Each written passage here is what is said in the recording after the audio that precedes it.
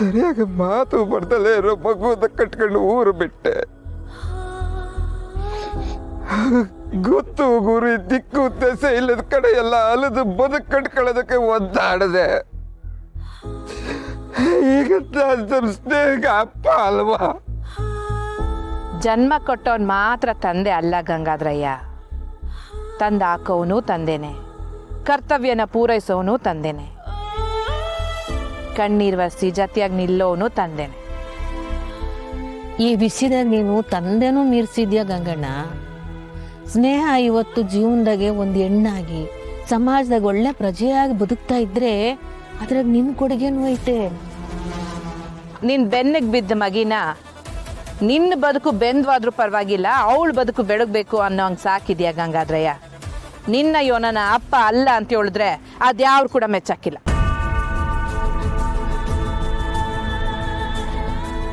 ಯಾರು ಯೋನೆ ಹೇಳಿದ್ರು ಸ್ನೇಹಿಂಗೆ ಅಪ್ಪ ನೀನೇ ಅಂತ ನಾನು ಎಲ್ಲರ ಮುಂದೆನೂ ಗಟ್ಟಿಯಾಗಿ ಹೇಳ್ತೀನಿ ಗಂಗಣ್ಣ.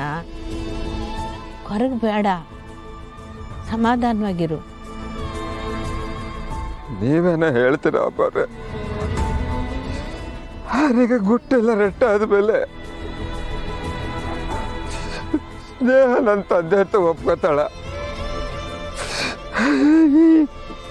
ಅವಳ ಜೀವನದಲ್ಲಿ ಮತ್ತೆ ನನಗೆ ಮೊದಲಿನ ಸ್ಥಾನ ಕೊಡ್ತಾಳ.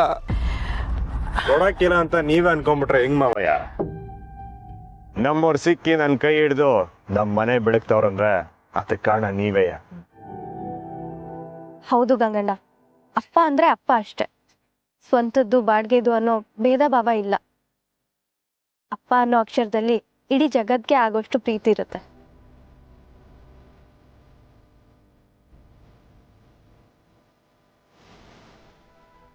ಮಾವಯ್ಯ, ಸ್ನೇಹ ಅವರು ನಿಮ್ಮನ್ನ ಒಪ್ಕೊಂಡೇ ಒಪ್ಕೋತಾರೆ. ಅವ್ರು ಯಾವತ್ತಿದ್ರು ಅಪ್ಪನ ಮಗಳಯ್ಯ.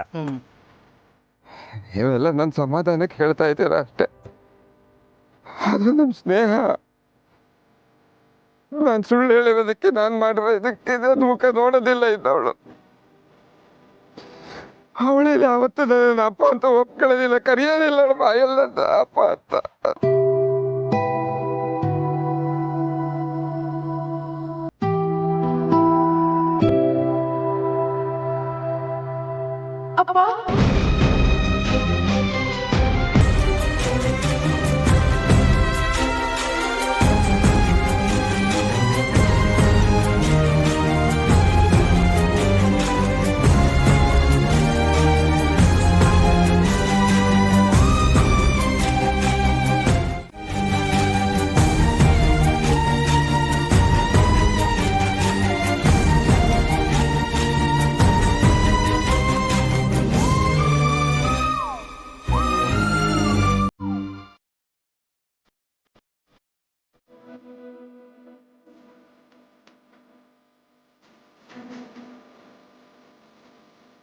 ಯಾರು ಹೇಳಿದ್ದು ನೀವು ನನ್ನ ಅಪ್ಪ ಅಲ್ಲ ಅಂತ? ಜಗತ್ ಸಾವಿರ ಹೇಳಿ ಜನ್ಮ ಕೊಡದೆ ಹೋದ್ರು ಈ ಸ್ನೇಹ ಯಾವತ್ತಿದ್ರು ಈ ಗಂಗಾಧರ ಅಪ್ಪನ ಮಗಳೇ. ಕೊನೆವರೆಗೂ ನಿಮ್ನ ಅಪ್ಪ ಅಂತಾನೆ ಕರಿತೀನಿ. ಅಪ್ಪ ಮಗಳೇ, ಅಪ್ಪ ಅಪ್ಪ.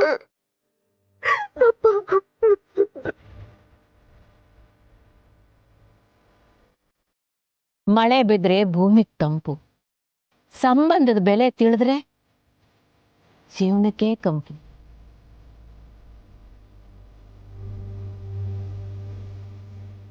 ಇಂಥ ಬಾಂಧವ್ಯನ ಕಂಡಾಗ ಕಣ್ಣು ನೆಂದು ಕೆಂಪಾಗೋದ್ರ ಜೊತೆಗೆ ಮನಸ್ಸಿನಾಗೆ ಶಾಂತಿ ಮೂಡಿ ತಂಪು ಆಯ್ತದೆ.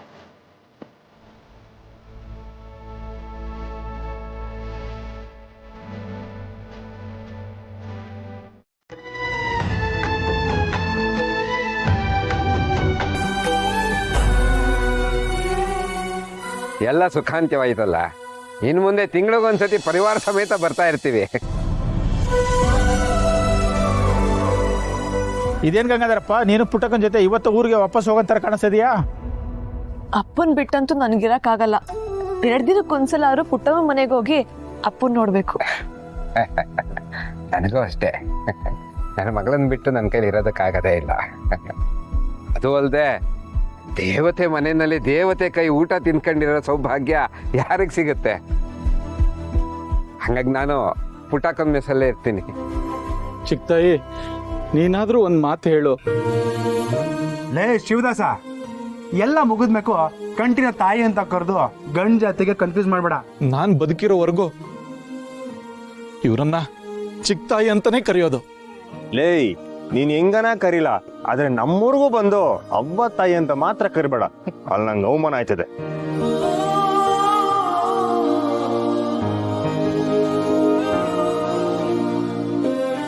ನಮ್ ದೇವಿರಮ್ಮ ಏನಂದ್ರೂ ಇಲ್ಲಿ ಉಳ್ಕೊಳ್ಳಲ್ಲ.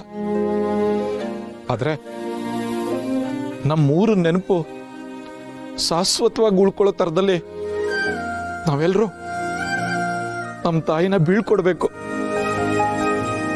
ಲೇ ಶಿವದಾಸ, ಈಗ್ಲಾದ್ರೂ ಹೊಸಿ ಅರ್ಥ ಆಗಂಗಾದ್ರೂ ಹೇಳ. ತಾಯಿ, ಆ ದಿನ ನೀನು ಹೊರಟು ನಿಂತಾಗ ನಾವೆಲ್ಲ ಏನು ಮಾಡಕ್ಕಾಗಿಲ್ಲ. ಆದ್ರೆ ಇವತ್ತು ತವರಿಂದ ಹೋಗ್ತಾ ಇರೋ ಈ ತಾಯಿಗೆ ಇಡೀ ಊರೇ ಬಾಗ್ನ ಕೊಟ್ಟು ಬೀಳ್ಕೊಡುತ್ತೆ.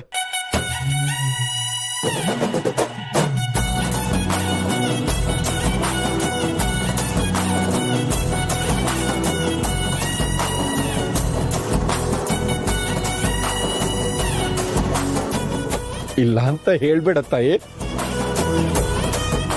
ತವ್ರು ಕೊಡೋ ಬಾಗಿನನ್ನ ಬೇಡ ಅನ್ನಕ್ಕಾದತ್ತ.